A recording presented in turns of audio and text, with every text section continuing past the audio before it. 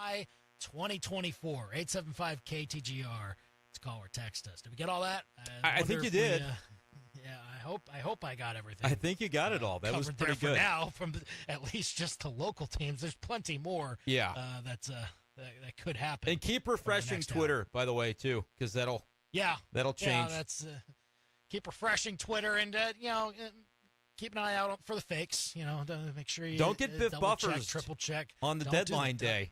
We've been there. Today. We've been there before. We're going to make sure we don't do that. We've been Biff buffers on non-trade deadline days before. Let's be honest. It doesn't take much to get us. It doesn't take much.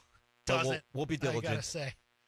But it seems that the moves are official now on the Royals side. They've announced both of them. Paul DeJong is now officially a Kansas City Royal. A minor league right-handed pitcher, Gerald Rosado, goes to Chicago. And so DeJong. How about that? All of a sudden now. Paulie D. Paulie D. Remember I mentioned this the other day, talking about guys trying to escape these situations, and the White Sox, it sounds like they're in a brutal spot. And apparently, Paul DeJong is just like Tommy Pham was yesterday, the lady from Happy Gilmore getting on the hood of the car. Get me out of here. That's what all those former Cardinals are saying about the White Sox. And I think we've rescued everybody. The Royals, well, maybe not Chris. Well, Chris Stratton's a Royal. Is there anybody left on the Chicago White Sox that's a former Cardinal? I guess Brebbia is the one, right? That could be somebody on the move. Well, somebody's got to go get rescue Brebbia. The guy. Somebody, please. He gave up a go-ahead grand slam to Bobby Witt last night. He did last night. He's just got to. He needs to get off. Here's my question: how in the world did Bobby Witt hit a grand slam? Did somebody get on base in front of him? Because that's unusual. I know, right? Confounds the mind, doesn't it? Is Paul DeJong going to bat leadoff? I know he's not playing shortstop. We could have made that joke that he's replacing Bobby Witt. Play, then? I mean, he could play some second. He could play some third. Like, they got him for a reason, Andy. I would think that they could plug him in. Adam Frazier, where does he play? That's where Paul DeJong should play, because Adam Frazier has not put together very good numbers this season. I'd have to check on DeJong's recent stats, but my goodness, the Royals needed infield help. This is good. I like this move. Yeah, I mean, the fact that, again, their leadoff spot collectively this year has an OPS around 600, or I think it's a little bit lower. It was below that. Worst in baseball. DeJong's OPS, I don't know it off the top of my head, but I know it's at least above 700. Yeah. That's an upgrade. Right around Michael Lorenzen tier. And I don't know if that's clearly what their plan is for Paul DeJong, but if it was, I'm not going to argue with it, because any sort of major league prowess for that spot, it's good enough. Any sort of experience should be good enough, because the Royals haven't been getting it this year. Yeah. Just Michael Massey last night, he walked. I guess that's how he must have got on base ahead of Bobby. He hasn't been healthy all year, so maybe they hope that Massey could be a little better in that spot. They gave Maikel Garcia another chance. Played there, well. But I just don't 2 for 4 it. last night at third base. So, I mean, I don't know, dude. I think you're adding to the mix, and DeJong can play a few different spots. I like it for the Royals. I like the pitcher they grabbed today, though, even more. Urseg. Oh, yeah. From Oakland. This is a good one. When did the Royals become the savvy front office that is into, like, stuff and getting guys that just throw wipeout stuff out of the bullpen? Like, it's kind of fun that the Royals almost seem to be on the reckless cutting edge of some of this stuff. Like, oh, yeah, this guy, he might have some kinks to work out, but he can do this, that, or the other, and he's got upside. They're going after all those kind of guys, and I think that's kind of fun. And the fact that they got a guy like that who is doing really well in year 2. He's kind of an older guy. Debuted last year with the A's at age 28. Now he's 29. He's obviously got plenty of team control with him, and he's starting to figure it out a little more. The numbers are starting to get back in his favor. Got 41 strikeouts in 36 innings. The FIP's in a good spot. Everything else, and you gave up 3 prospects for him, which, 3 prospects. I hope it weren't the wrong prospects. Well, but it seemed that it was fairly guys that maybe you liked in the Royals system, but you're not too upset with parting ways with them either. Like, I don't think any of them were in the top 10 in Baseball America. And so you're kind of like, okay, to get a reliever like that, with how relievers have been very costly towards the end of this trade deadline. I mean, look at what the Padres just had to give up for Tanner Scott. Oh, yeah. And, and just the fact that the Royals were able to get a guy like that with all the team control that he has and the stuff that he's been showing, yes, props, J.J. Picollo. I think I like that trade better than the DeJong trade. Not to say I don't like the DeJong trade, but that trade is the one that should get the most pub, the Urseg trade. I would agree with that. And then just thinking about everything else going around, Dylan Carlson's still hanging out there. I saw from Busch Stadium, he told reporters, he talked to the media this afternoon, he said, I'm just waiting to hear something. And I found that to be extremely relatable, as that's what everybody is currently doing regarding him and others, obviously, around the league. And I think the price of relievers, Andy, has, there's still 50 minutes left, but I'm going to go ahead and bet that Pete Fairbanks is not coming home today. I don't. Oh, I would love to see it so much. We would have such a blast with that. The former Mizzou Tiger and a St. Louis kid, but I think, my goodness, what would that cost you? Just probably a ton in the way of prospects. So I don't know. I think for the Cardinals, you need to probably move Dylan, but if you don't, I figure he would get optioned. I don't know. It's just one of those things where you're going to need the roster spot with Tommy Pham now activated for the Cardinals. So we'll kind of have to wait and see the way that it plays out the rest of this afternoon. But seems like there are still a couple of teams that could be into Dylan. And the names that we had been kind of talking about and kicking around, like a Luis Garcia from the Angels, like a Dylan Floro from the Nationals, I think we were probably on target with those. And then we'll just have to wait and see if anything actually comes to fruition. That's all we're waiting for. Yeah, a lot to try and find out, we would think, over this 50 minutes here before the MLB trade deadline. Give us your thoughts on the trades that have been made so far, particularly those Royals trades. They made 2 in the last couple of hours. Good for them. 875 KTGR. Yeah, seriously. J.J. Picollo, I think, is showing that he knows how to buy at the deadline. And the first real test that he's been getting as a GM in that particular spot, I think he's doing very well. Knows how to do it and is willing to do it, right? Like you gotta have some stones to be willing to trade away guys that could turn into the next stud for your team.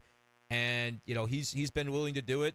And there's been no doubt about teams like the Padres. I mean, Mike Schilt is winning this deadline right now, getting guys added to their bullpen. If you look 1 through 8, is pretty nasty. But then, even San Diego gives up Robbie Snelling, who coming into the year was considered to be a big time prospect, has really struggled in Double-A. But those types of names, rather than teams holding on to guys maybe a little bit too long, Andy, they're saying, nope, I'm willing to cash out because I think the guy that we're picking up can help us win right now. Tanner Scott's a huge get for the Padres. There are teams that are making the right moves right now, and you think about the Cardinals, man, Padres are one of the chief competitors for one of those wild card spots, and the fact that they're beefing up, you'd like to think the Cardinals could do the same with their bullpen, but, it is going to be costly if you're going to make that happen.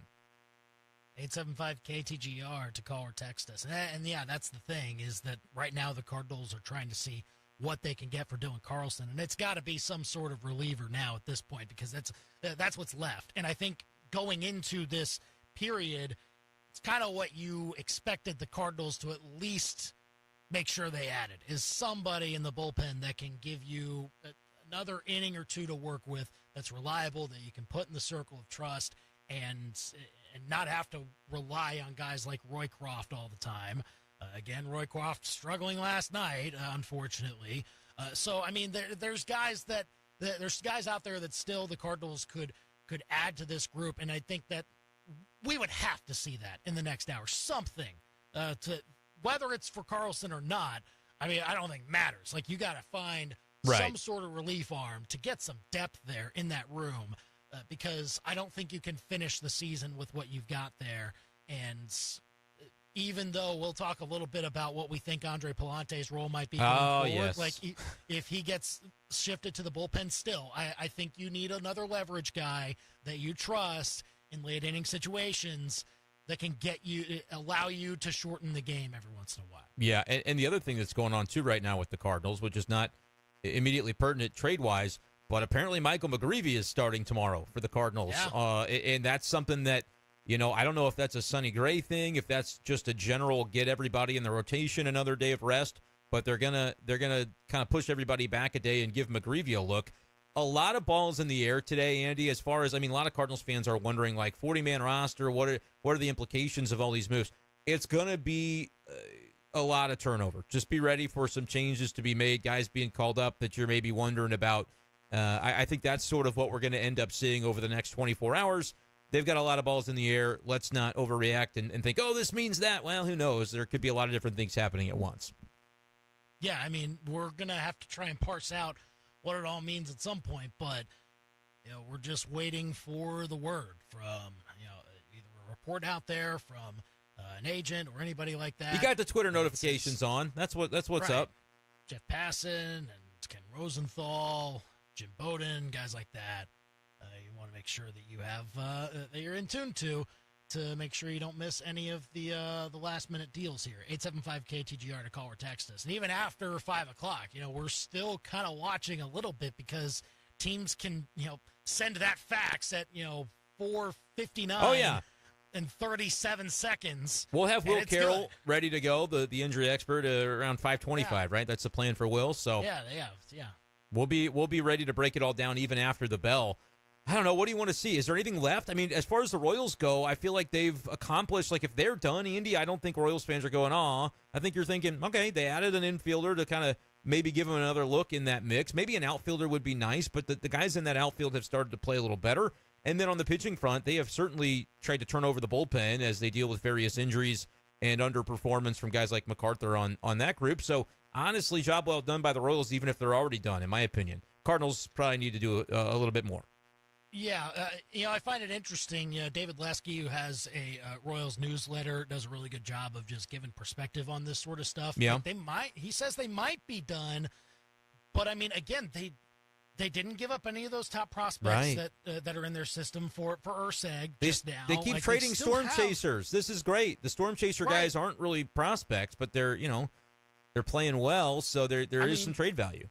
You're talking about guys that you still have that you could use as ammunition for maybe something else. If you like an outfielder that you could put right in the lineup, whether it's a guy that you can hit leadoff or not, I don't care. Well, an outfielder just went to a division rival of the Cardinals, Brian De La Cruz, going to the Pirates. The Pirates appear to be buying. We don't know the return on that trade with the Marlins just yet, but if it's prospects, that means the Pirates are jumping in as buyers, which is crazy. And the Marlins, I mean, they're selling off everybody right now. So if you're not bolted down to the clubhouse, you have a chance to go over the next 45 minutes or so there in Miami. Tanner Scott goes, Brian Hoeing goes, Brian De La Cruz goes. My goodness, there's a lot going on right now across Major League Baseball. That's a fun one, though, for the Pirates. Does that worry you as a Cardinal fan that everybody around you is buying? Like, the Cardinals made a move. They made a big move, right? That was to address Tommy Pham and Eric Fetty. That was notable. But if all the teams around you are moving, that's significant to me. So, man, I don't know. That solidifies, like, you cannot leave this last 45 minutes without another reliever, right? I mean, it's possible. Look, you can do anything. But if you do leave the next 45 minutes without another reliever in your Cardinals, I could see their fan base going, that kind of feels like we were half in, half out, where you make a strategic move. But again, what did I say about the Fetty trade yesterday? It's almost more about 2025 from the pitcher perspective. You had the Pham nugget, which made you excited for this year because I think he fills in against left-handed pitching, which is a huge flaw for the Cardinals this year. But the part about it that actually pertains to next year is Fetty being under contract. So that's where I'm like, man, are the Cardinals actually all in on this year? That's sort of what remains to be seen, I guess, over the next, I guess we'll call it an hour because we could hear something after the bell. But there are guys that are moving across the game, and I just don't know how active the Cardinals are fixing to be outside of, man, if Dylan's not on another team, that just sucks for Dylan. He'll go to Memphis otherwise, which he'll just, kind of rot away there the next couple of months before what you would consider to be an offseason trade. But I don't know if there's teams interested in Dylan. I'm grabbing a Luis Garcia or a Dylan Floro and bringing those guys back to at least try to do something to my bullpen. Yeah, those are the guys reported to be talked about in the trade discussions for Dylan Carlson, according to most of those reports. But, at least one of those guys you got to try and get on your roster. Because, again, if the Pirates are going for this, that's the key one. Identical record right now to the Cardinals. They're in the exact same spot in the NL Central and in the wild card. They're 2 games back in the wild card as we speak of San Diego, who's obviously buying today. Something's got to happen. That's the one to me that scares you. Because if the Pirates are really serious about making additions, that's just one more. Because you already got to worry about the Padres. You already got to worry about Arizona. They've been hot lately. Yeah. You know that the Mets and the Braves are in those spots already.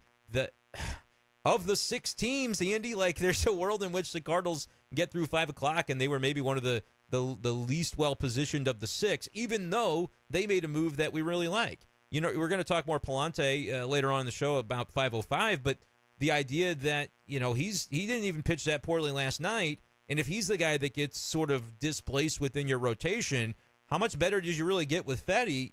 You almost got better from a depth perspective if you have a starting injury. But if you don't have an injury to that rotation, you haven't done anything that moves the earth on this whole deal. So I'm kind of curious to see if the Cardinals can do something that tangibly you go, yep, that helps you over the next 2 months to try to sneak into the playoffs. If not, oh, boy, I don't know. I think they still have a good enough team, but there are also other teams that are making their teams better today. That's where you get a little bit caught up.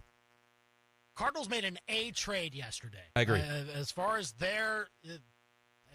what they got in value, I can't see anything other than an A. You could even say A+ if you really wanted to. Yeah. But that does not mean that your entire trade deadline was an A. Like that can be downgraded based on what happens over the next hour or so. Right. And like you have to find ways to address every need on your team if you have the resources to do so. And I think clearly the Cardinals have a resource that teams are interested in. It's just a matter of making sure the right deal is made, that you are able to get the most value back for Dylan Carlson, and that has to be priority the only priority right now. I don't even care about addressing another need at the moment. Like if you need another bat or something like that. No, just get a reliever. Get a reliever before 5 o'clock today. Almost because it feels like the easy thing they could be doing. If there's minimal interest in Dylan, you have a couple of teams that are not contending, they're out of the race, and they've got rental relievers. Like, make that swap, even if you have to maybe add a little bit to it. Luis Garcia has been pitching well recently for the Angels. You know, Dylan Floro has got some solid numbers in terms of what he's done with the Nationals. I think he is the guy that gave up that walk-off to Goldie the other day, but I don't think that should scare you off. Don't look at a small sample size. And look, those guys might not be world beaters, but they give you a shot, right? They give you a chance at having a little bit more than you woke up with today, and you're doing it with a guy that you're frankly not going to be using on your big league team the rest of the year in Dylan Carlson. So that would make sense to me. I think Dylan Carlson would probably be cool with it himself to get a chance to go somewhere and play. But it's been kind of quiet today for the Cardinals, which is, I don't know if that's surprising, Andy. I kind of thought there'd be one more. And obviously, deals can happen at the bell, so there could still be plenty of time for one more. We're going to wait and see, and you can tell us what you think. 875-KTGR to call or text us here on The Big Show to talk some MLB trade deadline. We'll give you our instant reactions to all the last-minute deals that happen over the next hour or so. We'll have the injury expert Will Carroll to join us at 5:25 as well to break everything down. This is one of my favorite shows of the year. Like, we get to see it all happen. It's a lot of fun. React right away to everything happening in Major League Baseball. Royals certainly part of the discussion today. We'll talk more about them and the Cardinals and what might be happening to Andre Palante coming up here soon with Eric Fetty.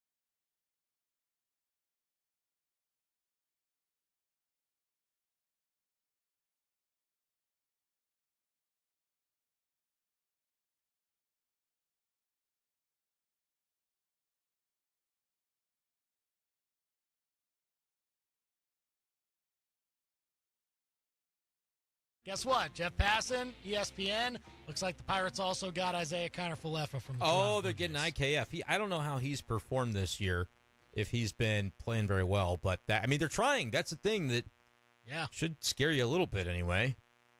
If you're a Cardinals fan. Yep. IKF has been hitting the ball. 758 OPS this year. And we know he's versatile defensively. That's a good ad, Andy. I'm telling you what, man. Yeah. Come on. This is are the Cardinals in the race or not? Oh, they're in the race. They're just in the race. They're hanging out. They are hanging out. Dylan Carlson probably he's hanging going out. To be traded. He is hanging out. Literally. He's waiting to get called into an office somewhere and find out where he's going. And there's what he's waiting tarp on the field at Busch if you needed anything to be more. Is that ominous? Is that a sign? Should we be reading into that? Oh, boy. It means that they want to I don't know what it means, but for whatever reason, the gods are trying to make sure the Cardinals don't play today. But either way. They'll probably play. They'll probably play later. What's gonna happen to Andre Palante? I know people are wondering. He's been their best starter since May 29th. Even last night, Andy, he didn't pitch badly. 5 innings, 3 runs. Cardinals lost to the Rangers, but he's been pretty steady. It was almost a surprise when you look up last night and he doesn't get you through 6. You're like, well, that's weird. Palante's pretty consistently been giving us, more than 5 innings. What happens to him? What would you do if you're the Cardinals? Fetty, we all say, hey, great ad. You needed that protection in your rotation. Yeah. But what do you do when it comes to Andre Palante now that he's clearly the least tenured member of your rotation? Everybody else is, in their mid-30s, and you got Palante in his mid-20s, has performed but doesn't have the contract, doesn't have the longevity that some of those other guys have. What do you do if you're the Cardinals? They're going to delay this decision, it seems, a little bit because it looks like they're going to go with a 6-man rotation for now. Ollie Marmol saying that today. I don't really Eric get that, Fetty by the way. Like, what is that? Is it technically they don't have off. It's a 7-man rotation, the though. Next couple of weeks, though. I know, but that's no. Here's what I'm saying. It's kind of a 7-man rotation since Palante just pitched yesterday, and now you're going to because Fetty is added. McGreevy is added. Fetty's not ready. Freddie's not going to be pitching until Friday. But I'm saying he's added. If we're talking about 6-man rotation through the next 6 days, Fetty's one of them. Palante just happened. McGreevy is another. So are they going to go like a stretch of 7 different guys starting consecutive games is what I'm kind of wondering. I guess we'll see. Possible, I guess. Again, it's a little weird without any off days. They decided to push. Sonny Gray would have been pitching on normal rest yesterday, but I think they decided tomorrow. To push him back. Not yet. No. It's tomorrow that he would have been. I said yesterday. Yeah. Yes, tomorrow he would have been on normal rest. Yeah. But they decided to push him back another day, and now McGreevy's coming up to start. And they can dump McGreevy the next day, like in terms of just sending him back down. So maybe that's part of it, too, because the problem with the 6-man rotation is not having the bullpen coverage to figure out, So, but if you do it McGreevy as like a mercenary for a day, he gives you 5 innings, you save your bullpen that way, and that's kind of the way to piggyback it into 6. Maybe Palante hangs out as a reliever for the time being. Maybe that's possible, but they also do have to have an answer for Fetty, right? Because he's got to be added on Thursday. He's not pitching till Friday, but I think Thursday is that 72-hour window where then they have to add Eric Fetty. So that's what I meant earlier when I said there will be balls in the air. Like a lot of stuff is going to shift and change, and we'll just kind of see how the Cardinals manage it. But that's where they're at right now, and I think Palante, Andy, based on being at Busch last night in the clubhouse, is going to be on the wrong end of this rotation thing after the dust settles, barring an injury. And that kind of sucks. But I also, I don't know if I could look Lance Lynn in the eye and be like, hey, here's our thought. You're going to go to the bullpen. When 4 of his last 5 have actually been really solid for the Cardinals. So that's where it's tricky. And that's okay, because we did say, it's okay, Mo, do the things that are complicated and figure out the rest later. That may be an example of this that we're talking about with Palante. That's a really tough one, too. And folks are going to, be all poo-poo on Andre Palante. Well, don't do that to Palante. Last night. Don't gross. Do that to Palante. Someone texting here, Andy texting in, trade Palante. I think he's valuable to what this team needs right now. Right, because you don't want to. Trade. You were waiting to have an extra starter so that you're protected because they didn't have a 6th guy that they trusted. So I wouldn't just rush to trade anybody because that sort of defeats the purpose, at least in the short term, of what you just did when it comes to adding Eric Fedde. But I would kind of wonder what trade value Palante would have. Like, if his name wasn't Andre Palante, I don't know what it is about him. If people think he's just, not that good, or I don't know what it is that people kind of, they poo-poo him, as we talked about a minute ago. Yes. But if you said a guy with multiple years of team control remaining, not even into arbitration eligibility yet, and had the numbers that he had as a starting pitcher, wouldn't you say that would be one of the most sought-after candidates on the trade market if a team was looking to sell that guy? Like, I don't know what it is. That's not how we view Palante. Maybe that's right, maybe that's wrong, but I don't know. If you could get something, like, would I trade Palante for Fairbanks today? I might. But I also don't know if the Rays, they might look at Palante and be like, oh, no, he doesn't have the juice. I don't know what teams think about Palante, but I know what he does when he comes into games for the Cardinals and he starts. Reliever, different story, but as a starter, he's had like a sub-4 ERA for his career in starting roles, and that's up to about a sample size of 20 starts at this point. So I don't know what his trade value would be, but we do appreciate the text, Andy, 875-KTGR, to add into our text inbox today if you're listening. 875-5847. That's the same number. That's the one. Text us. Yeah. So, we'll see, but I think, he's going to get the short end of the stick here. And it's unfortunate because he's been pitching really well, and he's been exactly what the Cardinals need. But it was always going to be like if they were going to add a starter, the plan was to try and have Palante or somebody. Like, it didn't even matter who, to be that bridge. And ultimately, like that, even though you're pitching really well and you can advocate to be higher than just the fifth starter, a lot of the times that's just what organizations ask for your role to be. And so I think they might just have that conversation with Palante and say, look, man, like, we had you as the fifth starter. You got us to this point, and we're really appreciative of it. There and might still be opportunities ready. And all of that. Yep. Stay ready. The thing is, how do you keep him ready? Because let's say, I don't know. God forbid, somebody goes down with injury, joins Matt's on the IL, and you got to have Palante ready again to be a starter. Because you're going to shift him to the bullpen, great, but then if you have that move and you have to try and work him back to starter readiness again to get those bulk innings, you don't have the games to play with anymore to try and figure that out, to have that transition take place. You're 2 months away from the end of the season, and you're 2 games back in the wild card.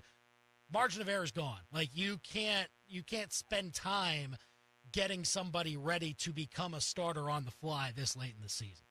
Yeah, and I don't like when you talk about too the effectiveness of Palante, it's been more so as a starter than a reliever. And it's been the big narrative of how much Palante has shown growth and maturity and progress in his game when he's moved into the rotation and all of these great attributes. But then we're like, yeah, but he's not going to stay there. Like, how do you square that circle and then say, well, he's going to just go into the bullpen? And the natural response to that would be the place that y'all said that he was no good. Like, what is the way to do it? Because the best thing for Palante and, like for his bank account and his service time is to be in the bullpen. The best thing for the Cardinals might be have him take a turn in AAA, because you just never know. Like, they don't have to make the decision right now this second.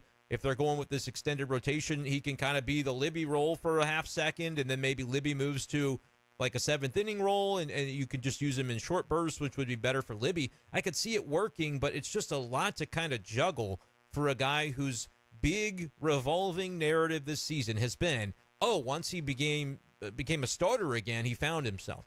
Okay, if that's how we feel about this player, it is a little bit interesting that you would consider just kind of moving him as quickly as they're obviously going to have to do. And by the way, it's not officially Palante as the odd man out, but John Mozeliak yesterday, he didn't really hide it very well when he was asked about it. He said, well, naturally, it might be natural for Palante to be the guy that shifts. And he pushed back on saying he said it would be him, but he said it would be likely to be Palante. And I was at Palante's locker last night after the game. It sounds like Palante thinks it's Palante based on just his demeanor. Right. His demeanor was, it sucks, dude, because you pitched so well for 2 months and the team was scuffling without you in that spot, and then you do it, and they're like, yeah, that's okay. We want Eric Fedde, which again, Eric Fedde I think can help the Cardinals win.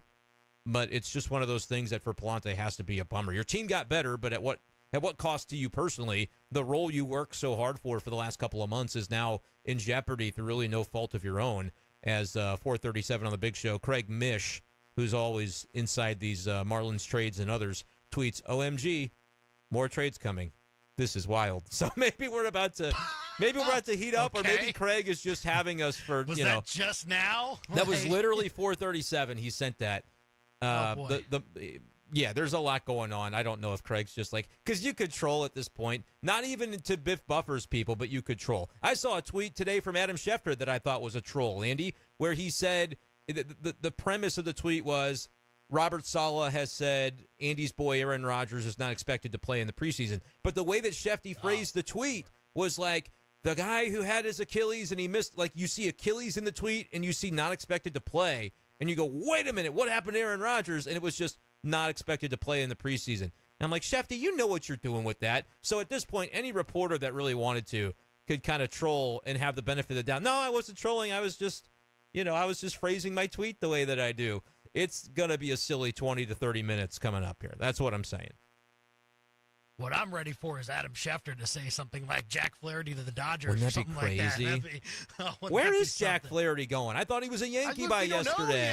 He was scratched yesterday, and then, no, we haven't heard anything. And I think he was kind of feeling a certain way about it after he was scratched. Media asked him, how long he's known that was coming, and he said, I was aware. I knew. He's kind of cryptic about what's going on with that. And I get it, dude. I think it's the same thing with Tommy Edman when the Cardinals were not letting him play the field in Springfield, and we were kind of going, well, why is that? What's going on there? I think they were trying to trade him, and they know that he tends to get his ankle injured when he fields ground balls for fun. So they are like, do not cross that white line unless you're doing it with a bat in your hand. So I don't know. The Flaherty thing made sense. Everybody's got to be on their P's and Q's this time of year. And now we're just going to have to wait. Do the Cardinals have to announce a roster? That's what I'm wondering right now with the Dylan Carlson thing. Is what's the deadline for them? Yeah, because they're gonna be over the cap. I would assume. I haven't seen the roster move yet. If there had already been one announced for the 26-man, because Tommy Pham is there and ready to go. So I don't really know what the plan is right now. This is from Katie Wu just a moment ago. Tommy is here. He's not yet active as the Cardinals have not cleared a 26-man spot for their roster. This is why you don't have a lineup yet, Cardinals fans. She says Dylan Carlson, as of roughly 45 minutes ago, is still here in the building as well. Yeah, Dylan's not going to play tonight. I wouldn't bother putting my uniform on if I'm Dylan Carlson, but it's kind of because the deadline coincides, they have to basically wait this out. And technically, Tommy Pham, who's there running around and, hanging out, he could be in the lineup tonight, but he's not on the team yet. So that's why we're kind of waiting to see what moves are going to be made. We know that it's either going to be Memphis or it's going to be another team for Dylan Carlson as of, the next 25 to 30 minutes. And, hey, maybe it's good that the tarp's on the field, and maybe that helps. A little bit delayed. What do you need a lineup for? It's raining. Everybody chill. Right. Calm down. Come on. You got to make sure the field's ready first. 875 KTGR if you want to call or text us. So, a lot can happen between now and 5 o'clock and even a little bit after 5 when we start to learn a little more of the reports of the very last-minute deals that get made at the MLB trade deadline. Mets got a reliever.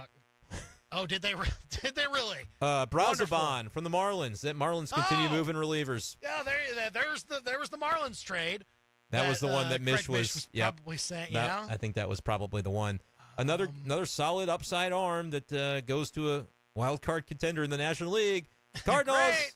Mo, Great. We liked you yesterday. What are you doing today? What's going on? Got 18 minutes left. Oh, boy. 18 minutes left. Make sure the fax machine's working. This is going to be the funniest under the bus coming up because I'm going to interrupt you like 10 times with trades. Right. I don't care who's under the bus. Did you see who the Phillies just got? Oh, sure. Well, I would maybe appreciate not interrupting the trivia question that we have for ludicrous tickets right now. Let's do it. Let's make sure we get to that.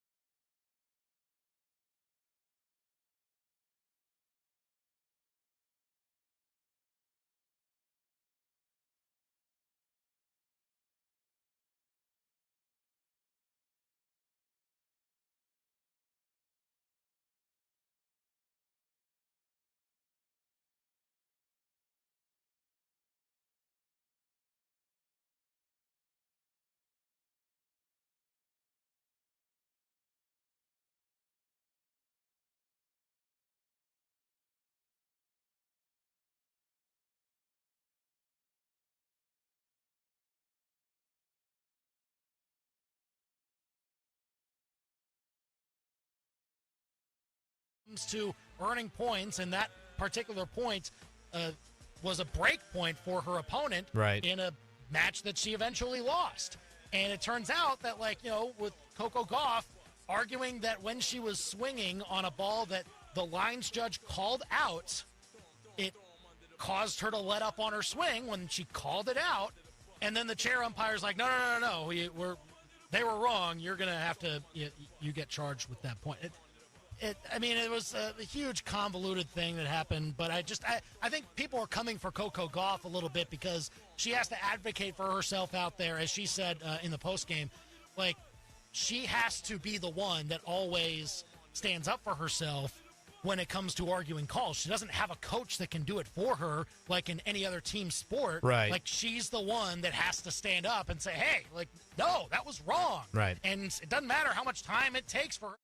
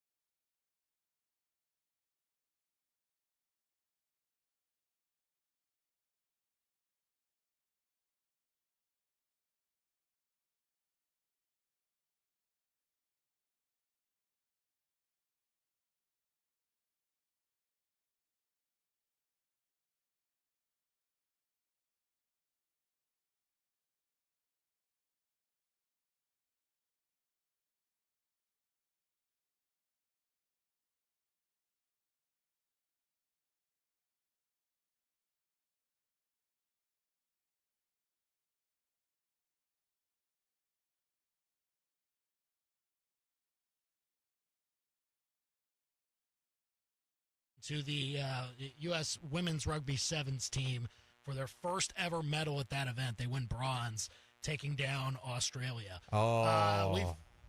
What happened? Well, it's something that won't happen. Rosenthal reporting Garrett Crochet not going to be traded. Oh, could have told you that when he said, or when it was reported that he needed an extension if he was going to be willing to pitch in October. That was an interesting decision if he wanted to be rescued from the White Sox. But I also understand it from his perspective because he's got his future to think about. So I could see both sides on that one. But no Garrett Crochet trade coming per Ken Rosenthal. All right. Well, just a few minutes left before the MLB trade deadline. We'll talk about what did and did not happen on the other side of this break. But before we get to that, we have a chance to update because we have a winner for our trivia challenge for a pair of ludicrous tickets at the Missouri State Fair in a couple of weeks. Congrats to Alex R., who had the correct answer first. Who was the last Mizzou football player to have more than 200 yards receiving in a single game? The answer, Denario Alexander.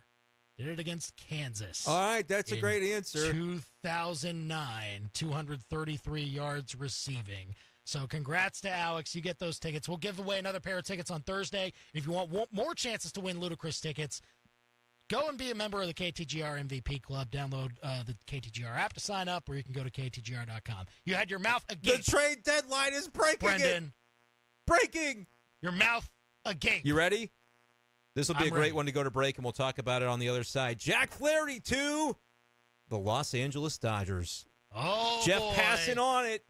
We're getting some big news at the bell. Oh, baby. Lock in, everybody. We'll get a chance to react to all of that. Yeah.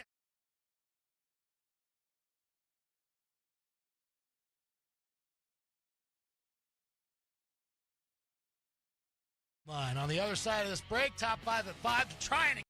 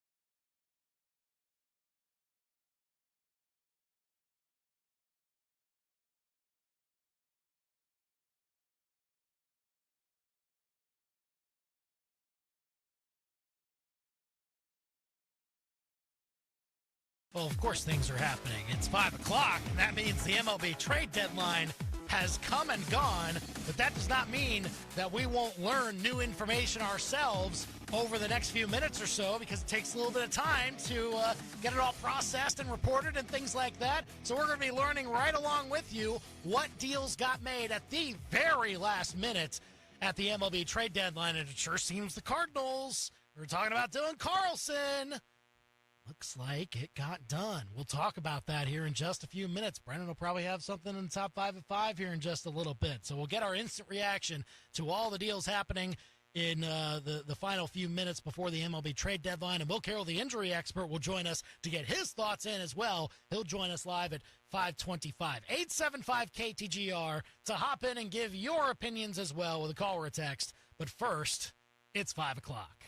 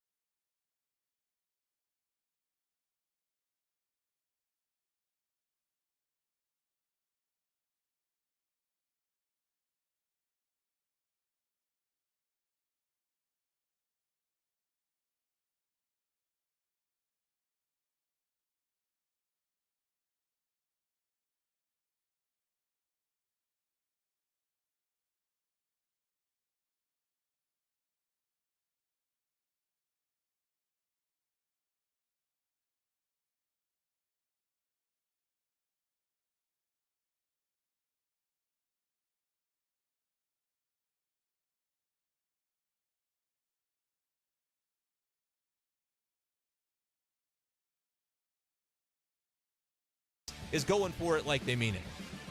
Number 3. There's Jordan for 3. Yes! Break.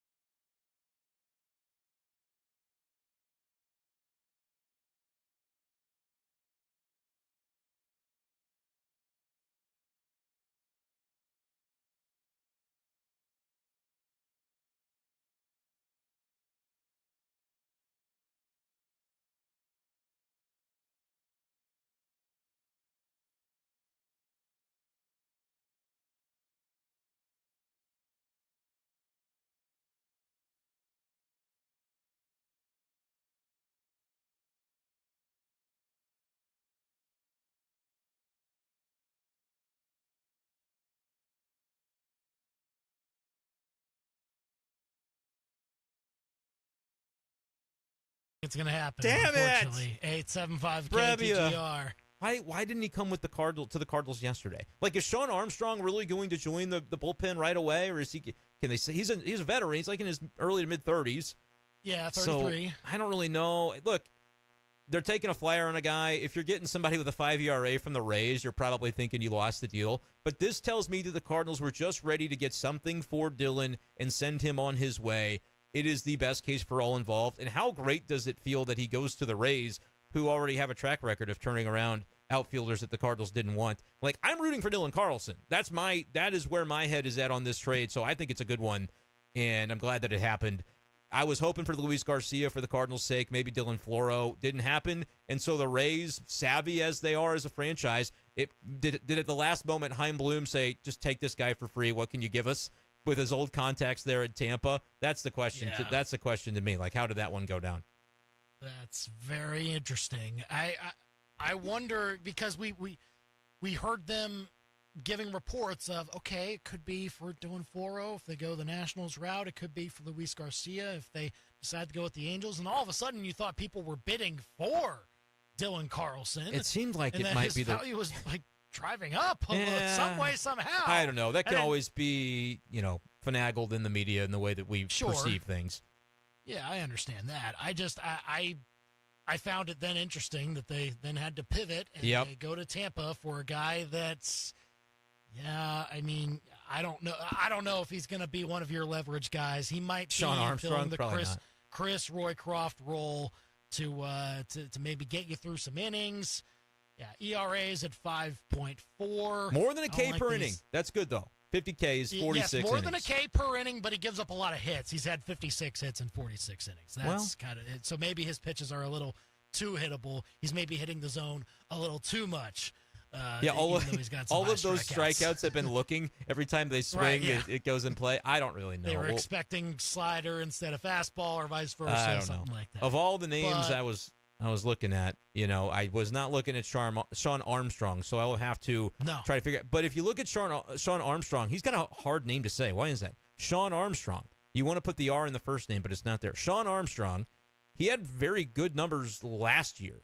So, he did, yeah. I mean, if you look at a guy that reclamation, whatever you want to call it, there could be something that the Cardinals, they've scouted guys, and they might say, hey, this guy, all we need to really do with him is say, hey, that pitch that's getting all your strikeouts, throw it in these counts, throw it more often, get rid of this pitch. There could be some things that even for a veteran player, the Cardinals might have a different perspective to offer him. Last year, though, he had a 1.38 ERA in 52 innings. So, I don't know, man. You could have done a lot worse, I think, when it comes to Dylan.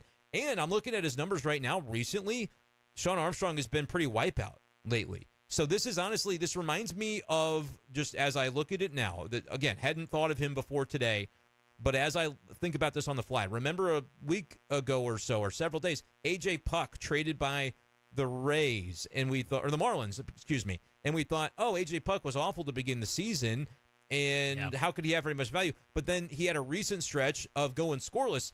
For whatever it's worth, last 7 innings, 5 appearances dating back to July 13th, 9 strikeouts in 7 innings, only allowed 1 run. So recently, he's been a little bit better.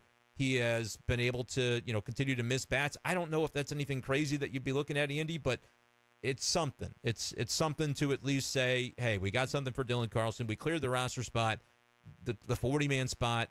Granted, Armstrong is going to be on it, but I still think it's something that's better than nothing. And for me, Dylan was not going to recoup value. Did they bungle Dylan Carlson? They did.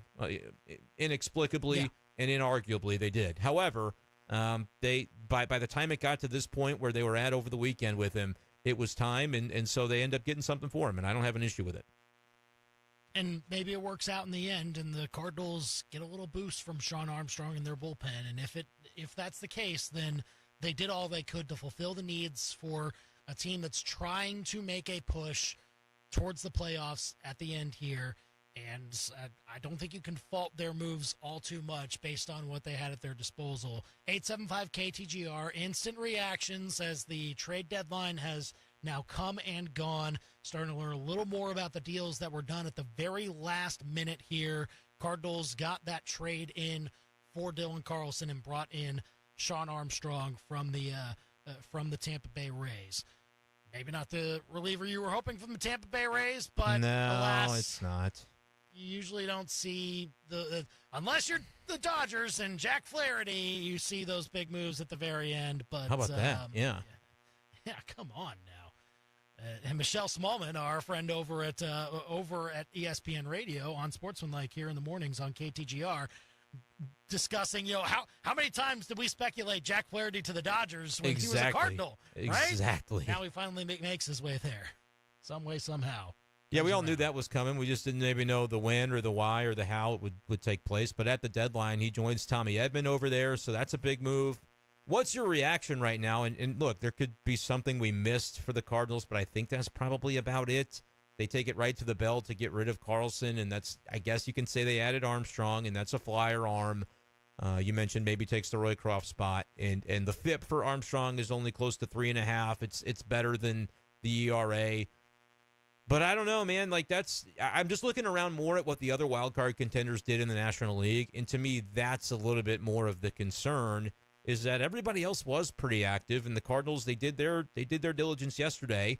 Yes, you're getting Riley O'Brien back soon. You hope.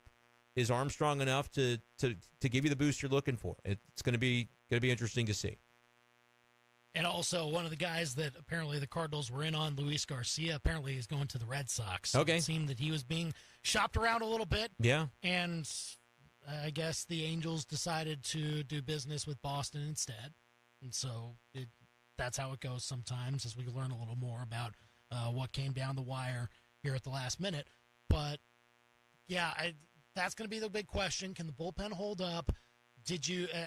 Offensively, we'll see what Tommy Pham can bring to this team right away. He's obviously going to hit when there's a lefty starter in there. He's obviously going to try and hit in even more situations, but I think that's one of the more interesting moves that you talk about when it comes to what the Cardinals had to make sure they addressed. I think what became very clear during the final few weeks before this trade deadline is that the offense needed a little more spark and just a little more flexibility too. And I think Pham gives you that, and we'll see if they're able to turn that into some more production that pitching staffs can be a little more useful with coming down the road. Yeah, Cardinals fans aren't happy, I don't think, Andy, right now. I just put out a poll on Twitter asking if folks are satisfied with the trade of Carlson for Armstrong. And I even put the caveat of, knowing the situation, and this is important in my opinion, knowing the situation with his role and the roster crunch that then materializes with Tommy Pham in the picture, are you satisfied with this trade? I'm curious to see what the votes will end up being. It's about 50-50 right now. I just posted it. To me, my answer would be yes if I were voting on this poll, Andy, but I also understand. I think the people that are voting no, it might not be as much about specifically Dylan, although people used to think you could trade him for Juan Soto, and so they're just mad about that.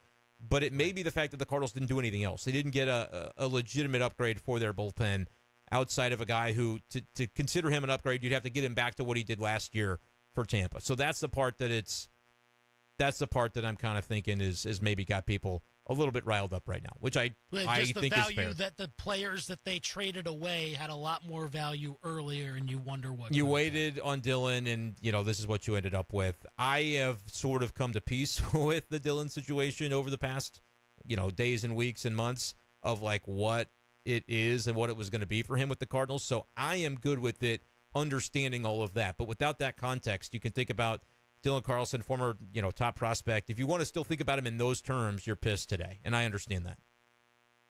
By the way, Dylan Floro dealt to the Diamondbacks. So that's the thing. So right. That makes a lot of sense because both guys that we had been saying Cardinals could be getting Carlson away, and they're bringing those guys in. Those guys were dealt, and probably for guys that are doing more than Dylan right now or have more prospect pedigree in 2024 than Dylan has moving forward. The Rays are the perfect place for Dylan to land, because of the reasons I don't even need to state. They're a savvy front office that can maybe find a way to unlock it within him. They'll put him into good platoon splits. They'll figure it out. They might tell him straight up, hey, Dylan, you're not a switch hitter anymore. And I hope that Dylan Carlson is I hope he's amenable to that if that's what his new team tells him, because the Cardinals were, never really looking to rock the boat on that. And look, I don't know everything that went down, but I think that fans would look at it and say, well, your splits are much better when you bat from the right side. Is that Tommy Edman? Same thing. Both of those guys who are switch hitters, and now thinking back to the hitting coach Turner Ward was on a show on MLB Network, maybe even before the season or early in the season, and he was kind of asked about what you tell the switch hitters because you got a lot of them on your roster in your lineup, and he said, don't do it. And he said, I'm just kidding. Yeah. But I wonder if the Cardinals kind of got a little bit fed up of what do we tell these guys that from the right side, they have been pretty, competitive over the course of their careers. But from the left side, it's not been as good. Predominantly, you see right-handed pitching, maybe not switch hit, but now those two guys in the last day and a half are gone from the Cardinals. And what the return is, it's maybe not the most for Dylan, but I think at this point it was inevitable that it wasn't going to be. And so rather than have to send him to Memphis, where I don't think he was going to find a way to turn it around, I'm happy that he's gone somewhere that I think he can have a chance. Cardinals fans and Royals fans, give us your reactions to the very end of the MLB trade period. 875-KTGR to call or text us. Let's go out to the KTGR hotline now. Hello, who's this? Hey, this is the Boss Man. Boss Man, you're on the Big Show. What you got? I just asked you about Dylan Carlson, and I've been hearing all day long about plural this and plural that, and they thought that it was connections, and that was almost done. So I'm not sure what happened, how that fell apart at the end, and he got switched to another team. But I would have rather got Dylan plural, I think, than Armstrong. Yeah, I mean, honestly, it might have just been coming down to what the other team was willing to do, because those guys got dealt to other teams. Always be closing. You got to close the deal. Yeah, that's it. And the Diamondbacks. Appreciate the call, Boss Man. Yes, we do. The Diamondbacks got Floro for Andres Chaparro. I don't know who that person is, but I'm about to find out. It's just a matter of he's a 25-year-old infielder, it looks like. So, it's a AAA guy that's got great numbers right now in AAA. It's kind of the devil you know versus the devil you don't, Andy. Like, if that was a case where I am the Washington Nationals and I'm like, well, this guy's got great numbers in AAA. He's never been in the big leagues. Maybe he's good. We don't know. Versus Dylan Carlson has had a sample size in the big leagues and has not performed. Do we want to try to have him be our next reclamation project? Or not? Like, it could have very well been that, where the Nationals were interested until they found something better. And maybe the Angels with Luis Garcia were interested until they found a return that they preferred for Luis Garcia. And then the Cardinals maybe had to scramble, and they probably, just thinking through it, have some connections with their front office in Tampa's and said, give us anything, we're ready to move this player. And that might be how it came together at the end. It would not surprise me. That's all speculative and not connecting, but that's kind of how I wonder if it went down. Yeah, I mean, you try to find any way to get the best value, and Cardinals got what they could, but we'll see how all those deals shake out. 875-KTGR to call or text us. Old Jay is here on the KTGR hotline. Old Jay, what you got? Well, first off, I got to ask, for clarity, did the Tigers actually get something for him? I honestly haven't seen. Or did they do it as in Tigers fashion and get, like, a bag of balls and a couple bats for, like, their second-best pitcher? I honestly don't know. I have not seen yet. That's how crazy it's been the last 20 minutes. I'm looking, though, for you now. But, as far as Carlson, unfortunately, I think anything would have been a plus side. But it just kills me because, again, it seems like the Cardinals are acting like they're a small market team. And I'm like, when are we going to go out and start, hey, guys, we have money, let's go out and get some players or do something, because it's going to be another year. Either we're going to miss the playoffs or they're going to go to a wild card and be out early. And it's like, okay, so when are we going to start doing something? Because everybody's starting to get a little unpaid. Their patience is lowering, and it's not good. But you know what? Who cares? Because we got football in, what, like 4 weeks? 4 weeks? You're just ready for Mizzou football, and I'll tell you what, so am I. You know what the best thing is I actually got tickets. I always get early season tickets just because my schedule gets crazy. So me and my son will be at the Buffalo game. There you go. It's going to be a lot of fun. There you go. Appreciate the call, OJ, here on the Big Show, KTGR. I mean, I can maybe see how there could be constraints. And honestly, like from Katie Woo's reporting from the article she had after yesterday's deal with Eric Fetty and Tommy Pham and Tommy Edman. Yeah, let's talk about this. So, I mean, she had an excerpt in there which basically, encapsulating or paraphrasing what she said is that the Cardinals were operating under payroll restrictions, that John Mozeliak had to operate under the fact that he could not raise payroll with any of these deals. He had to make sure that it was mostly cost neutral, whatever he did at the trade deadline. What do you make of that? And I want to credit John Denton as well, who had that tidbit in his articles the day before. And that, to me, is maybe the most notable thing that's happened the last couple of days, even more so than the trades themselves. What does that say about the direction of this organization that Bill DeWitt and his ownership group are going, let's try to just kind of stay cash neutral, maybe save a buck here or there. Like, they DFA'd Gallegos, who did not get traded, so what that means is he's on waivers, and if somebody claims him, they'll have him, but they'll also have to pay him. He's, I would imagine, not going to be claimed. I think he'll pass through. He'll be released.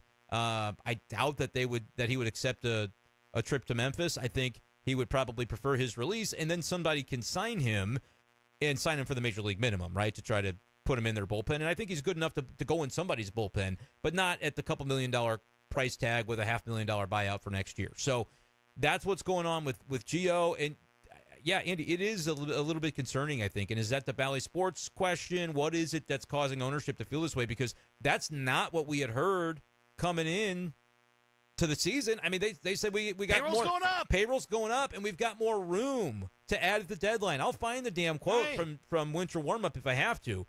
But I know they said it. I know they said we had flexibility coming into the deadline. So if I'm a Cardinals fan, that is the thing that I am most upset about today. Not trading Dylan Carlson, not that they didn't get any better relievers, because I think that's the thing that has the biggest capacity to be an issue for the Cardinals organization over the coming months and years, if that ends up being something that's real. Probably so. 875-KTGR if you want to call or text us here with any of your thoughts. Got a couple people holding here. Let's go to the KTGR hotline one more time. Hello, who's this? This is Trent. Trent, you're on the Big Show. What you got? I'm fine with the moves they've made. It's better than nothing because some teams just stood pat and done nothing. And I'm not the biggest fan of Mose, but at least he's done something. You know. Right, yeah, and appreciate the call, Trent, here on the Big Show. And I'll maybe belay it with this text we got from Tim. Like, he says, if you told me before the deadline that the Cardinals would get the 4 players we got for Edman and Carlson, I'd say, no way. They got a starter, an outfielder, and a reliever for that cheap. That's a good point. If you put all of these deals together that the Cardinals did, I mean, yes, the deal for Carlson, for Armstrong, you might not like the value for that particular deal, but when you pair it with what happened yesterday, which I'm pretty sure everybody was just fine with, all-encompassing trade deadline, Cardinals did get more value, I think, for what they eventually gave up.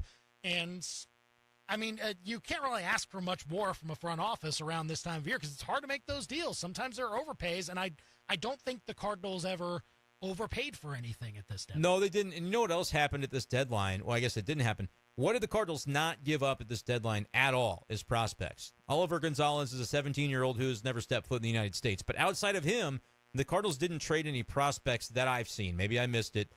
And that is telling. It's a combination of scared they can't because they're going to be relying on the players from the internal portion of their organization in the years ahead if they can't spend money. And they might not have the strength of prospects that other teams wanted for the premier players. That is a combo that ultimately everybody in the front office and ownership group honestly is responsible for. I'm not trying to point fingers. It's just that's not exactly where you want to be in terms of maybe long-term health of the org. I'm not trying to paint like a doomsday scenario, but I'm keeping that ownership little tidbit from both Denton and Katie Wu in the back of my brain today going, what does that really entail? Because this offseason we kind of figured, okay, you know, maybe you pick up Gibby's option because it's affordable. Maybe you don't with Lance Lynn, or maybe you pick him up, you know, you both pick him up so you can have the depth of your rotation. Like, what does that look like? Could they re-sign Goldie? Probably shouldn't with performance. But, like, when you think about what the offseason could bring, it might bring John Mozeliak saying, well, we've got Fetty, we've got Michaelis, we've got Matt's under contract still. Like, we're going to maybe add Gibby, but maybe we'll just throw Palante in there with Michael McGreevy and Sonny Gray. Like, that's what I'm talking about as far as, you know, it could be interesting. These next 2 months may dictate. Like, if the Cardinals don't get there, Andy, if they win 79 games this year, miss the playoffs, do they pivot toward a soft rebuild even though they were technically buyers at this deadline? Could be very fascinating what these next 2 months hold as far as how the Cardinals try to map out their future. 875-KTGR, call or text us. Get your thoughts in on the MLB trade deadline as it has now come and gone, and we will, up next, get the thoughts of the injury expert Will Carroll. What does he think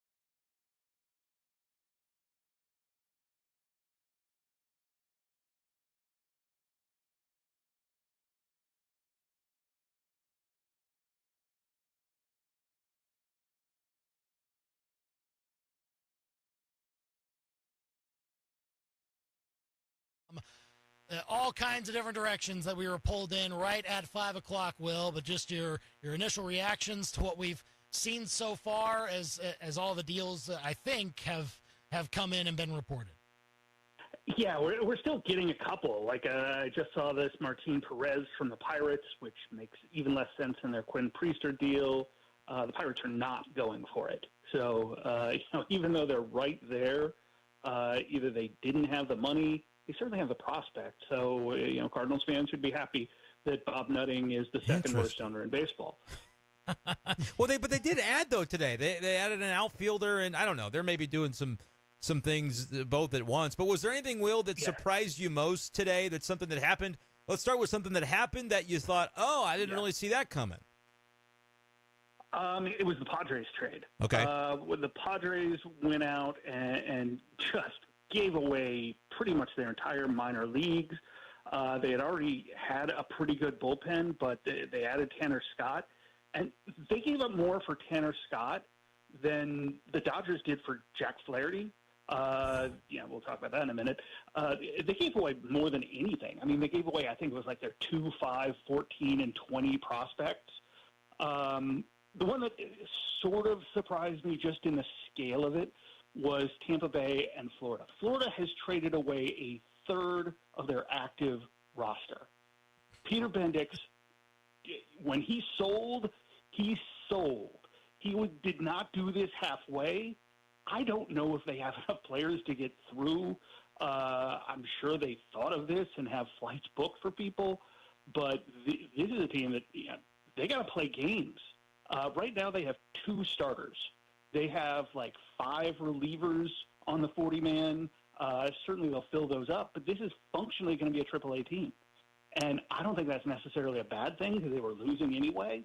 I don't know if it's great for baseball for that to happen, but we saw the same thing with Tampa. Tampa sold, and they sold hard, and they sold a lot of guys. The difference is that when you take a look at the moves that Tampa made, they've got guys right behind him.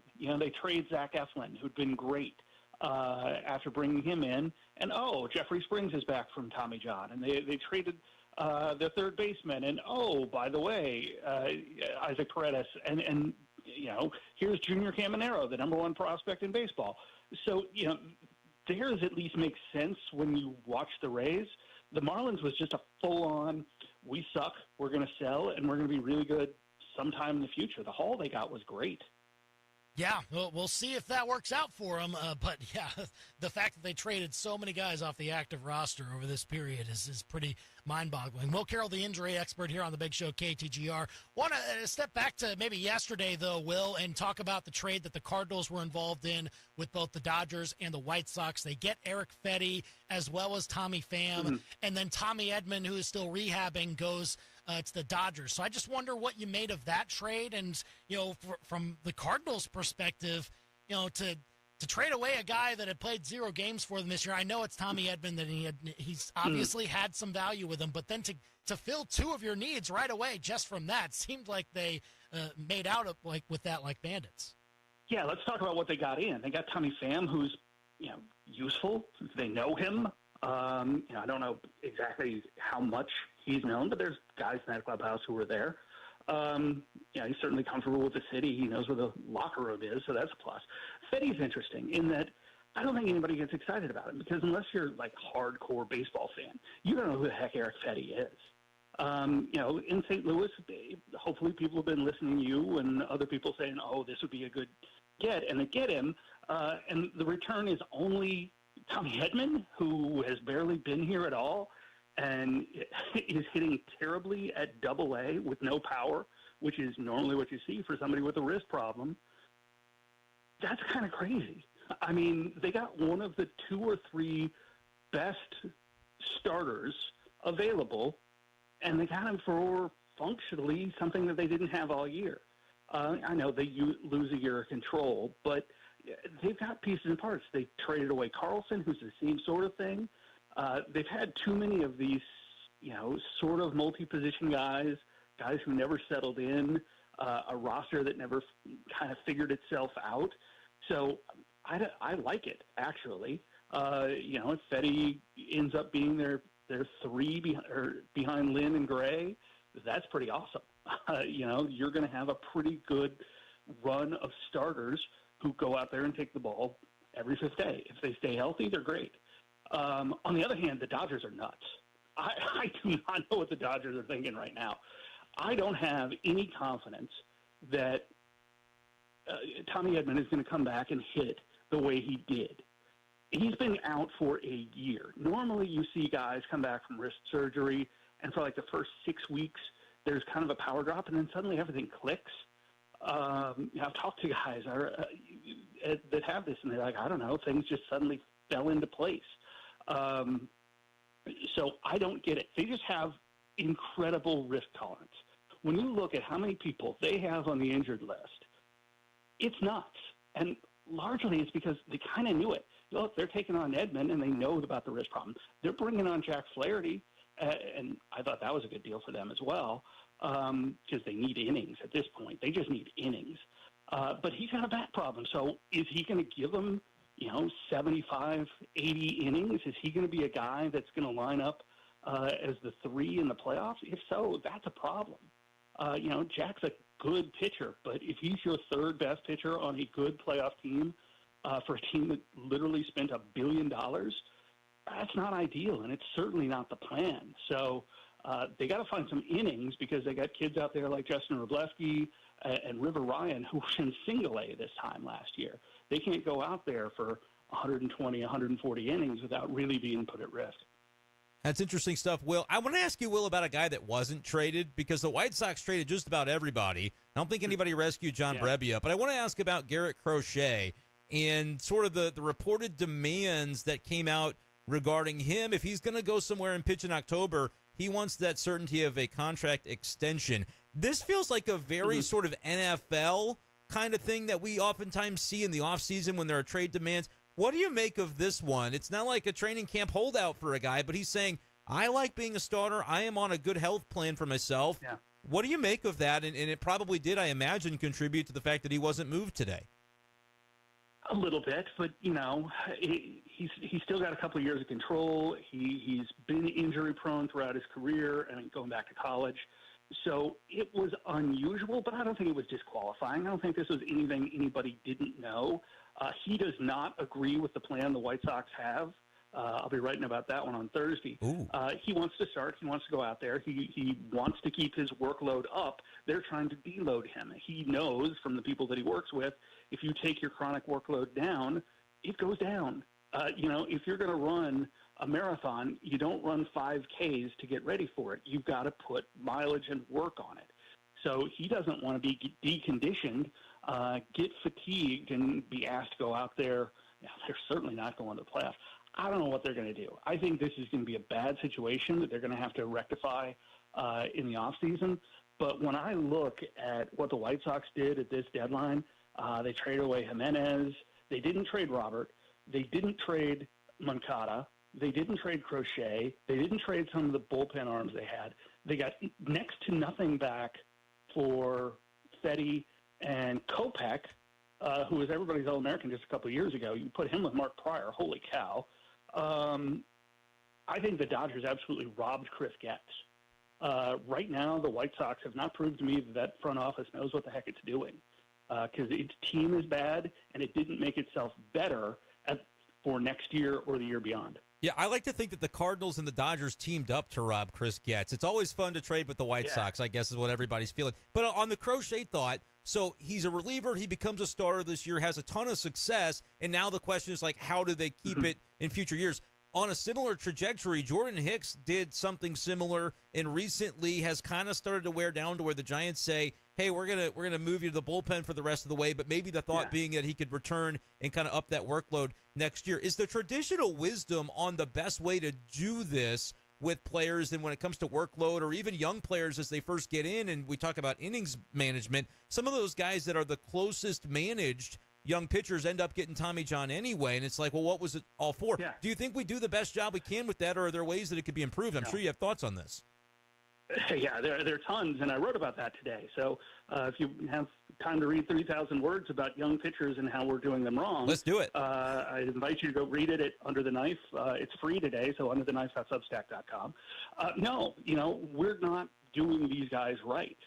There are so many pitchers in the minor leagues that only go 100 innings. How do you expect them to go 150 the next year? How do you expect starters to go out there? Now, I think the difference between a guy like Crochet and a guy like Hicks had a good start to the year. They were managing his innings. He was never going really past 5. I think he went 6 one time. And he's got good stuff. That's never been a question. But he wore down, and he wasn't good the last couple of starts. So it's very easy to move into the bullpen. Crochet's been good. He was an all-star. He's one of the best pitchers in the game right now. He's not bad. So why do you want to change anything? I mean, baseball is a thing where, heck, Lucky Sox will stay on for years. So it's just dumb. The other thing is, for relievers, the delta between what they're asked to do as relievers and what they're asked to do as starters has never been smaller. It's not like we're asking these guys to go out there and pitch Nolan Ryan innings. We're not asking them to pitch 200 innings in most cases. The jump from 70, 80 innings without the regular rest to 140, 150 innings is not huge. And we've got better tools. That's the thing. We've got tools out there to measure workload, to look at the biomechanics on each and every pitch. And yet most teams, no, they're not doing it. They're just, let's look at the pitch count. That'll be fun. Yeah. Great stuff, I suppose. 875-KTGR, Will Carroll, the injury expert, here on the Big Show, KTGR, to talk with us about the MLB trade deadline, the final few deals. I just wanted to get your thoughts real quick before we go on the Royals and the fact that, today they were busy. They went and got, they were taking players from the White Sox themselves. They saved Paul DeJong from Chicago and got him in to Kansas City. They also got Lucas Ursig, a really interesting reliever from the A's with some team control. You pair that with the fact that yesterday they got Michael Lorenzen, and nobody knows what role he's going to be, whether he's a starter or a reliever. We were kind of thinking, could he hit leadoff? He's done that. He's in his time in the major leagues. So, I mean, a lot of moves to kind of digest for a Royals team that I think J.J. Piccolo seems to be doing pretty well his first go-around as a buyer, it seems. Yeah, exactly. I think that Lorenzen trade was smart. Let me lock this down for you. He's going to be a starter. Chris Young, who I'm not sure if he was teammates with Lorenzen, but, when he signed Lorenzen wanted to be a starter. He had held out into training camp, but he was very clear to all the teams he wanted to be a starter. So he's kind of doing right by him. With DeGrom coming back, he's not going to be a starter in Texas. And Texas is a team that's getting so many guys back that they're going to be dangerous, and that AL West is going to get really, really interesting after the trade deadline with the Astros just getting absolutely jobbed on their deals. It's one of those things. I have to go back to this. Jeff Bagwell, his best friend is Billy Wagner, and he traded away Billy Wagner's son to Toronto. Andy is so mad right now. The Astros fan is pissed. I don't know what's happening here. So back to the Royals. Lorenzen's going to be a starter. He was doing right by him when he signed. The other moves are kind of tweaks. I really like Ursig. I haven't seen him a ton just because the A's aren't that fun to watch unless Mason Miller's out there. But people rave about him. So I think that's a nice little move. The DeJong move just doesn't make sense to me. He can play third. Well, you've got the best shortstop in the game right now. I hear you, Garrett Henderson, or Gunnar Henderson, excuse me. But why do you need another shortstop? The backup, you're not going to rest the kid. So I think they were wary of making big moves because this team's kind of working right now. They're not going for it. They're not selling out the future. But their pieces and parts, I think, is actually pretty good in this case. Yeah, we'll see how it all fits together for the Royals, but certainly very busy over the last few days of the trade deadline. Will Carroll, the injury expert, here on the Big Show. Go and check out his newsletter, undertheknife.substack.com. And as he mentioned before, plenty of great things to go and check out, especially this time of year when the trades happen. And now we try to monitor the rest of the injuries as we go along. And the Under the Knife newsletter is a great place to go and get all that info. You can find out. Don't monitor the injuries. Let me do that for you. Okay, yeah, for sure.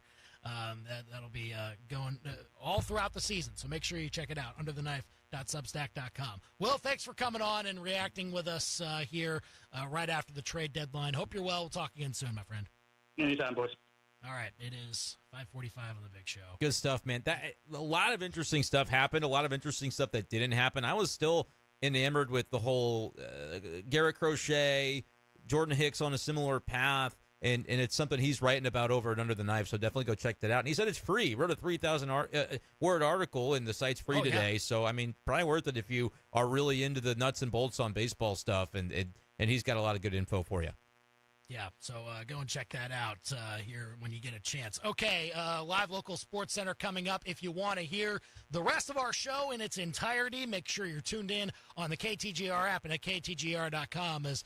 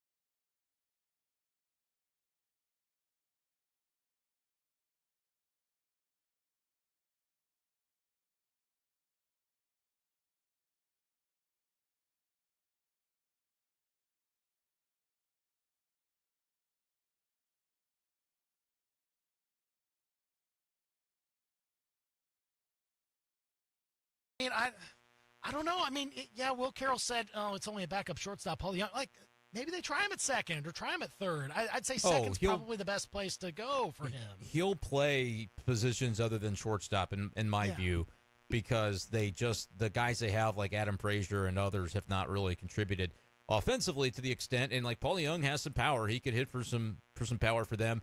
I would give the Royals. I mean, look, I can't claim to tell you every prospect they gave up and know that. But, like, I'm giving them an A on the merit of I can tell what they're trying to do, and I appreciate the effort. I think it's not like a participation trophy, but it's enough to know, like, okay, some of the guys you got, those are savvy ads. And from what I understand, they didn't give up a ton. Like, they didn't come into the year with a crazy farm system. So to be able to be as active as they were, I'm giving the Royals an A. Andy, what grade are you giving to the Cardinals, real quick? Oh, the Cardinals? Total deadline grade. Total deadline. Because we loved their first trade, but then today they didn't get the leverage arm, and they didn't get a lot for Dylan, but they did get rid of him, which is something. I'd still probably go A- with them too. Like, I won't go that far. I can maybe go B+. Like, again, I think it's the same range because you addressed all the needs, right? And maybe you didn't get all of the best. As far as relievers, you maybe were hoping for a better reliever. That's the thing. I understand. Yeah. But you clearly got a bat that can fit right away and you can use. And if you were wanting to upgrade the rotation, I think you did it for this year and most likely next year too. Right. So I mean, when it comes to those two areas, I mean, we think about bullpen a lot. We're talking about it mainly for this year, but you can always address that in the offseason when you're talking about 2025. For this year, you can ding the Cardinals a little bit for what they did bullpen-wise, but I'd say all-encompassing for now and then, B+ for me.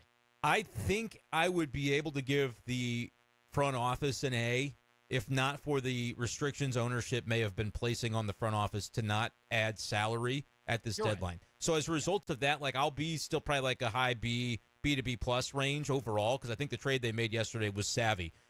I think the fact that they didn't go out and get a leverage reliever is either a combination of didn't want to take on the salary or didn't have the prospects other teams coveted, which would be a front office issue, a player development issue, or because they know they're in a cash-strapped situation from ownership saying don't add salary, does that make them say, well, can we maybe also not give away good prospects because we might need these guys to play for us in future years if they're not going to let us sign free agents? I think the veil that hangs over this deadline is maybe from ownership, and that's why I'm more like a B overall, because I give the front office a hearty. Yeah. They got rid of Dylan, and they got him somewhere that I think is nice to get him somewhere that he can play, and they tried to get whatever they could for him. I think it was time for that. Great trade yesterday. I'm a little bit skeptical, though, about the way the payroll stuff is all going to factor in the months and year ahead. I got one more question for you, Andy. Grade the Astros trade deadline. Oh, gosh. Oh, no. You don't want me to. I do. When Will Carroll brought up their name, it's Will like Carroll you had brought it up, yes. Smoke coming out of your ears. Yeah, look, you say Kikuchi will be good. Like, I think that's a good addition to their rotation. A good arm. Has been decimated by injury. Like, he needed somebody, and you could do worse than Kikuchi. It was an overpay. Like Loperfido, and I mean Loperfido, who was crushed, by the way, yesterday to hear that he was traded. Like, very emotional about it. That sucks. So he didn't like it. Yeah. And then, Billy Wagner's son, who right now is OPSing 850 at AAA, is right on the verge. Heartless, man. And you trade him away. Like, gosh. You had a chance for the legacy, didn't you? I know, right? Come up and brutal debut for the hometown team. Come on now. Yeah, look, it can all go away if Kikuchi pitches well, and I think he will. I had a little bad luck from where he was pitching in Toronto. The FIP is good. Like, he'll have a better defense behind him, I think. He'll be fine. But, man, Dana Brown got played, I think. I kind of feel like that might be right, man. Like, I'm wishing that James Click was still the GM. There was did you see the tweet that was like images before disaster in baseball because a fan was saying, no, I don't want to trade Loperfido for Vladdy Jr. and then you traded Loperfido to the same team for Kikuchi. Yeah, we were waiting to see. Oh, so Kikuchi's coming with Vlad Jr., right? That's happening when they announced the trade, right? It's happening, right? No, you just got Kikuchi. Not. Wow, shoot. Crap. Yeah, that's the MLB trade deadline in a nutshell right there for you. Thanks for joining us today. Thanks to the injury expert, Will Carroll, for joining us live as well.